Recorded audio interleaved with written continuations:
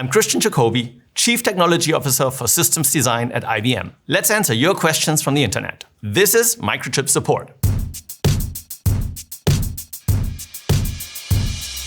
From the Explain Like I'm 5 subreddit, how are microchips programmed to know what is a 1 and 0?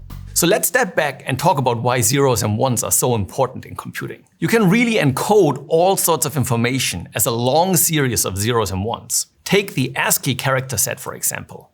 It enumerates all the characters, the letters, special signs in a long list, and then it assigns a combination of zeros and ones to represent each of these letters. And then you can take a whole book, for example, and just string all the letters and characters and spaces and commas and exclamation marks to create a long sequence of zeros and ones. In a computer chip, a 0 is usually represented by no voltage, and a 1 is represented by some voltage like 1 volt or 1.5 volts. Transistors in a computer chip can then modify the signals by either switching a transistor on or off and performing certain computations. You can build specific circuits using transistors like adders or multipliers, but you can also make it programmable so that you get software to run and perform ever more complex operations on these strings of data that you're sending into the computer chips.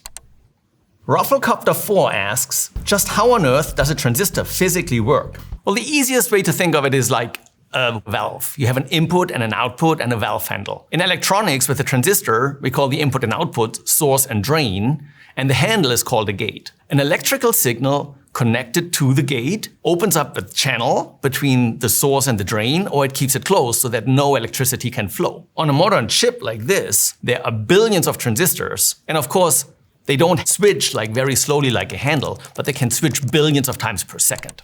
Eat beef now, why there are only few chip makers in the world. Well, the modern chips are designed in very complicated processes. Like we're down to 5, 4, 2 nanometer design points, and the manufacturing is extremely complicated. Building fabs that can manufacture chips like that is extremely costly, and driving the development work to get to the next technology node from, say, 3 to 2 and from 2 to 1.4 is an extremely costly undertaking as well. So that's why we've seen a big consolidation over the last 10 or 15 years, and we only have a few companies who can really afford to do the development work and build those fabs. So some of the big manufacturers today are TSMC in Taiwan, Samsung in Korea, and Intel here in the US. All these companies are also building fabs in the US and other places in the world, but that's where they originate. Venti9 asks, why do computers get slow with time? Let me bust that myth a little bit. When you own a computer over a period of time, you're loading more and more programs onto the computer, you're getting firmware and software updates, you're loading more and more data on it. So it's not that the hardware gets slower, you're just asking the hardware to do more because you're kind of accumulating a lot of junk on the device. It's not like the chips wear out and the hardware gets slower, it's just you're asking more of it. From Hatchface, stupid question. Why do they need so many new data centers anyway? Not a stupid question. With what's going on in AI over the last few years, we've really seen an explosion in new data center construction. And so let's just step back. AI has had some really big breakthroughs over the last 3, 4, 5 years. And it's really driving worldwide productivity for knowledge workers. Now, we spent trillions and trillions of dollars in wages for knowledge workers on the globe. And if we can make knowledge workers more productive by only a few percent, that is a massive market, a hugely valuable market, many trillions of dollars worth. And so you see a lot of companies building data centers to capture their share of that market. Now, these data centers are really complex. They need enormous power supplies because they get filled with computers for storage, general purpose computing, and then of course, a lot of GPUs for all the AI processing. So while these data centers are really huge infrastructure projects with like big buildings and power supplies and cooling, inside of the data centers ultimately, there are millions of chips. Memory chips, storage chips, general purpose processors, and of course, lots of GPUs for the AI processing. Scintillator is asking, what are all those billions of transistors in my CPU actually doing? So transistors are really microscopic. A modern day transistor has only a few nanometers of size. A human hair is 100,000 nanometers in width. So when we're talking about 5 nanometers, That's like a tiny, tiny, tiny fraction of the width of a human hair. These billions of transistors, each one of them is a tiny switch. And we can form gates, AND gates, OR gates, that combine 2 or 3 or 4 signals and compute the AND of all these signals or the OR of all these signals, right? All 4 of them 1, then an output is 1, or is one of them not a 1, then the output would be 0 of the AND gate. Then we take these gates and form more and more complex circuits. We can build small adders, we can build multipliers, we can perform those computations in a loop. We can then add program functions so that you can actually program the chips and perform ever more complex computations. And so because we're putting all of these circuits and multiple cores and a lot of memory on these chips, it adds up to billions of transistors. Minoshi asks, how can chips have billions of transistors but have very few external wires connecting them? It really matters how much data you need to get in and out of the chip versus how much computation you perform on the chip with each piece of data. Take this chip, for example, here. These are all the connections on the backside. They are combining the power supplies for the chip as well as the input and output signals. And then there are billions of transistors and a lot of memory on this chip to perform the actual computations. Dighead NL is asking, why do computer chips warm up? The computer chips consist of transistors, and every time they do a switch, there's a tiny current flowing through the transistor and the metal stack. And when that current flows, a few electrons get moved around and they push against the atomic structure of the metal. And that creates friction, almost as if your hands are rubbing together. That friction is causing the heat in the chips. From the Ask Science subreddit, if transistors are so small, like a few atoms, then how do we build them and put all of them on a CPU? We start in the manufacturing process with a blank wafer. And then we put some photoresistive material on the wafer. We coat the whole wafer with that. And then a mask that has all of the fine structures of the design is used to shine a light on the photoresist. And then we etch out the areas that have been blocked from the light, and we can deposit metals or we can dope the silicon and create the semiconducting properties. And then this happens in many, many, many layers. First, we build what's called the front end, which are the transistors, using repeated steps of photoresist, shine light on it, etch it, deposit. And then after the transistors are done with multiple layers, we then put the metal stack on top, which connects all of the transistors. Nowadays, with the fine structures that we have, the 2nm transistors, it actually matters what kind of light we're using for that imaging. We're today using extreme ultraviolet light because the wavelength of the light itself has to be small enough to even be able to show the fine structures that we need on these chips. The machines that do all that work are massive, like the size of an entire room, because they need to super precisely position the wafer. They need to position the mask. They need to have the laser light positioned. And all of that needs to be like really in lockstep to be able to create these super fine structures of nanometer size. Then there are super fine machines that can cut the wafer into individual chips, and we call that dicing. And so you get these chips, and then these individual chips are put on what we call a module. That's the little green board with 2 chips. And then there's a metal stack inside here that interconnects the 2 chips on this module, as well as connects them to the underside, where we have the pins that are driving the inputs and outputs of this chip. A Reddit user asks, how was the first computer chip created with no computers to create it? Well, really, the first computers were designed by hand on a piece of paper. The circuits were drawn out on a piece of paper, and then people would connect the different components with little wires that they would solder to the different components. I myself, when I was at Saarland University in Germany, was in a computer class where we had what were called wire wrap boards. You would put components into the wire wrap board on one side, and you would connect little wires on the back side to interconnect all these components. And we built a small calculator using that primitive technique. But in the 70s, whole computers were built with these wire wrap boards. Nowadays, of course, we have very powerful computers, and we can use these powerful computers to build ever more powerful computers. We're using huge computer farms, for example, to validate the functional correctness of chips or to optimize the physical implementation. Internal Goal 955 is asking, AI conquered software coding and hardware design is next. How do we prepare for inevitable displacement? Well, I don't really look at it that way. I think the word conquered is really strong here, too strong. AI tools are really powerful tools that make us engineers more productive. That's true in software engineering. That's also true in chip development and hardware engineering. But it's another set of powerful tools that we're building here that makes us better and allows us to build better chips going forward. I don't think it's going to displace us. It's going to make us more productive and enable us to build better chips. Exile North asks, why is silicon so important in the manufacturing of computer chips? Is there any viable alternative? If not, why?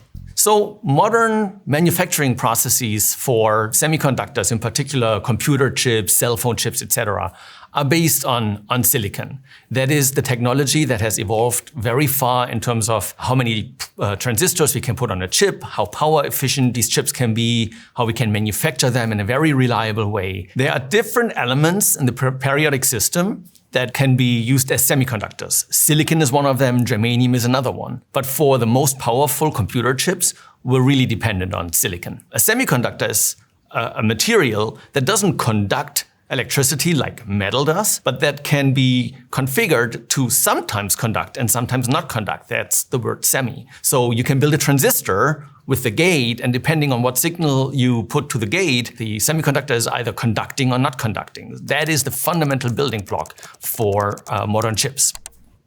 Rodabi asks, what advancements are made every year that allow us to make faster processors? A whole slew of things across the whole stack of chip development. The silicon node that's at the base, like is it a 5 nanometer, a 4, 3, 2 nanometer chip, that changes all the time. Then microarchitects like myself, we're inventing new ways to connect all these transistors and build faster processors at the microarchitecture level. We're figuring out how to make memory faster, how to make storage faster, how to make network faster. And then the combination of all those things, computers are getting faster, faster, and faster. A microarchitect is one discipline in the broad field of computer engineering. A microarchitect is somebody who basically lays out the big picture architecture of the chip before it then gets built into the different components and subunits that end up making up the billions of transistors.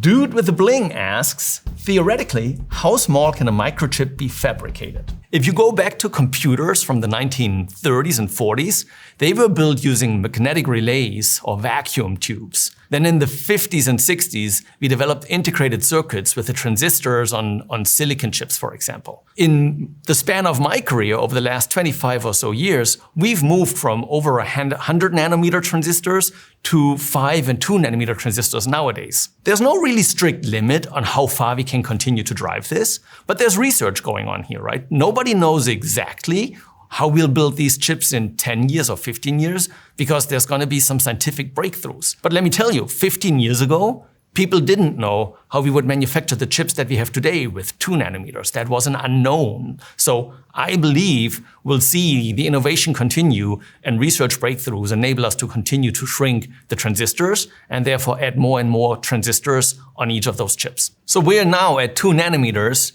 And we're entering really the research for the sub-1 nanometer time frame. We're calling that the Angstrom Age. And we're really now talking about transistors of the size of just a few atoms. R2002 asks, semiconductor supercycle. Are we peaking or just starting? Crash coming? Well, who knows? As we've talked about, we're building massive new data centers, and that is driving a lot of demand. And it's really hard to build additional supply for chip manufacturing just because these fabs are so enormously complex and expensive. So what we're seeing is a demand surge from the new data centers and a bit of a supply crunch because it's hard to build more manufacturing fabs. How that plays out over the next few years is anybody's guess.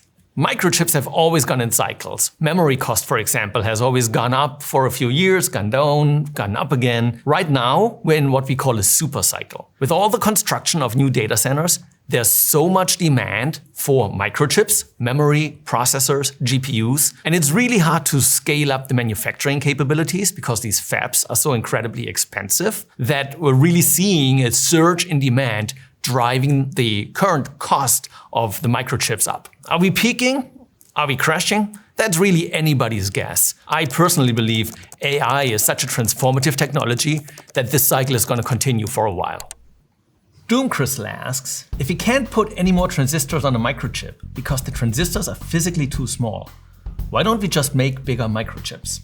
There's physical limits to how big we can make chips, but then also there's commercial limits. The bigger the chip, of course, the more expensive it is. But let's talk about the physical limits. When manufacturing chips, we're using masks to create the fine structures on the silicon wafer. And these masks can only be produced in a certain size. And so building chips above 750 or 780 square millimeters, it's really hard. And those chips are already very large and therefore expensive. AIC a day is asking, what is the difference between a GPU and CPU? So let's step back. There's many different types of chips. There's memory chips, there's chips in a camera that recognize the light and turn the light into electrical signals, etc. A CPU is a historically very versatile type of microchip that is programmable and can execute all kinds of software. That's really the heart of your laptop, for example, or the heart of a traditional server computer. GPUs are a different specialized kind of chip. They came about maybe 20 so years ago and really were designed for graphics, used, for example, in either gaming or in applications like computer-aided design. It turns out that the capabilities that you have in GPUs, foremost like real, strong, high-performance computing capabilities, are also very relevant to AI processing. And so the modern AI models have actually been kind of built around the GPUs because the math at a certain level is similar to the kinds of math that you do in graphics processing. Programmer7 asks, could someone explain all the different types of chip design engineers and the differences? Well, I don't think I can explain all the different types, but I can give you a good taste of it. It starts with the people who develop the silicon process, like how the silicon node and the chip manufacturing works. And then we have the engineers who design the chips. It starts with a microarchitect who sort of lays out the big picture of how the chip should work. Then logic design engineers implement the different functions in the chip, the floating point units and the caches, for example. Verification engineers make sure that the logic design is functionally correct and produces the correct results when it computes on the data. Physical design engineers take the logic design and turn it into what we call a layout. It's really like where do which transistors go, which function goes where, how is it all interconnected using the metal stack. And then as the chip gets manufactured, you have all sorts of engineers and disciplines to actually put a system around the chip. So take this AI accelerator card. Somebody designs the card. Somebody designs the module on which the chip sits. Somebody puts it all together and validates it. And you have design for test engineers who make sure that the chip and the card works from manufacturing. So you have all these disciplines that bring it all together and make sure that we have functioning computers in the end. Hyros IT asks, what were the tech leaps that make computers now so much faster than the ones in the 1990s? Really, computer engineering has so many facets and everything gets better all the time. So it's faster transistors, smaller silicon nodes. It's better design in the processors themselves. It's faster memory, faster network, faster storage. Everything gets better. If you kept one thing the same as it was in the 90s, your computers today would still run very slow. So it really takes all of it to come together in a full system design to create these breakthroughs. Pudding Complete 3081 asks, why does Moore's law keep ending every decade while computing power somehow keeps exploding anyway? Moore's law was postulated not really as a law, but more as an observation that about every 2 years we can double the number of transistors that we can put on a chip. That law is still around. I mean, it still kind of works, despite it has slowed down a little bit, right? We're not doubling every 2 years, but we can continue to grow the numbers of transistors we can put on a chip. What really has broken down is Dennard scaling. Dennard scaling was a rule that you can make transistors smaller and smaller, put more of them on the chip, and because of the transistors getting smaller, they end up consuming the same amount of power than the less transistors in the prior generation. That scaling has really ended. And as we're putting more and more transistors on, it's really hard to stay in the power budget for the chips that we're designing. And so that's why you're seeing, for example, processors consuming more power now than they did 10, 15 years ago. So with chip design now, one of the most challenging aspects is how do we manage the power consumption of the chip? With the Dennard scaling no longer working, as we put more and more transistors into a chip, they consume more and more power. And so there's a few key challenges here. First, to get the power into the chip, and then that power creates heat. And so we need to extract the heat. And that's why you see fans in your computers. But that's also when you look at big data centers, you see massive power lines go into the data centers. And then you see cooling towers, for example. They use a lot of water to cool the air in the data center, or to even bring cold water directly to the chips to cool the chips with water. Bonds for Y is asking, how are microchips made with no imperfections? I'll tell you the truth, when you're designing a chip with billions of transistors, there will be imperfections. And we're designing to deal with the imperfections into the chip design. So, for example, when you're designing a memory element, you're not just designing the, say, 1 megabyte of memory. You're designing maybe 10% more. Then you have switches inside where you can block out a bad memory cell and use a spare cell that we have put into the chip. Or think of some strange numbers of cores on a chip. Like you could have a chip with 28 cores, for example. Well, typically what you would find is there's actually 30 cores on the chip, and then we look at which of these cores are actually working, and if only 28 of them are working, we can sell that as a 28-core chip. If only 16 are working, you could sell it as a 16-core chip. So we just need to prepare for that, have redundancy built in, and then structure the offerings so that we can also sell partial good chips. United Nobody 2532 thinks putting chips in people's brains would be great. Well, let's separate what's actually happening today versus what might happen in the future versus some science fiction. We've put chips into the human body for decades already. Think of a pacemaker. The pacemaker is a microchip. It measures the electric signals in your heart, and it recognizes something that is not working right, and it can send a pulse to make the heart, beat. Modern pacemakers also contain memory and take traces and are sort of like a ECG inside your body that can be read out at a doctor's office. We have these kinds of things, we have hearing aids. There's already research happening, for example, to have artificial eyesight where a camera is connected, the microchips in the camera can be connected into the visual cortex of the brain.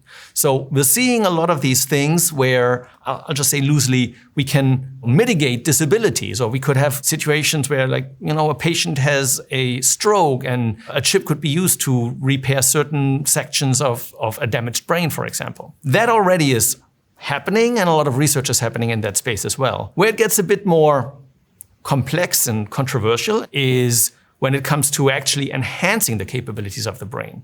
To me, the brain is a finely tuned instrument that has emotion and intuition and experience and knowledge, and it makes us think, it makes us be innovative, and makes us human. And I don't know whether, putting an additional chip that could overload the brain with all the information that's out on the internet would actually help or hurt. It might just overload the brain, besides all the ethical concerns it would create. A Reddit user asks, why does making chips require clean facility? Modern transistors are nanometers in size. A dust speck is 1,000 times that.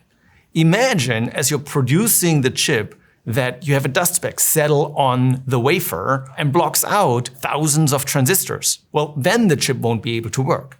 That's why chip manufacturing facilities are super, super clean room so that you don't get the contaminations onto the chips that you're producing. Data Nurse 47 asks, those who develop chips, what was your career path like? Well, like in any industry, there can be many different career paths. Mine started as a computer science student at Saarland University in Germany. And then I joined the IBM development lab in Böblingen in Germany, and I kind of learned chip design as part of my job. I then had an opportunity to move to New York and develop next generation mainframe chips. And from there, I kind of grew and went through different aspects of different chips. I designed processor cores, I designed caches, I designed I/O circuits. I kind of moved around all sorts of different areas. And then as my responsibility and frankly my experience grew, I ended up in my current role as CTO. So I started as a computer scientist. Many engineers start with an electrical engineering background. As a computer scientist, I was more thinking in terms of how programming works, and then I learned the electrical engineering part as part of doing my job. So those are all the questions for today. Thanks for watching.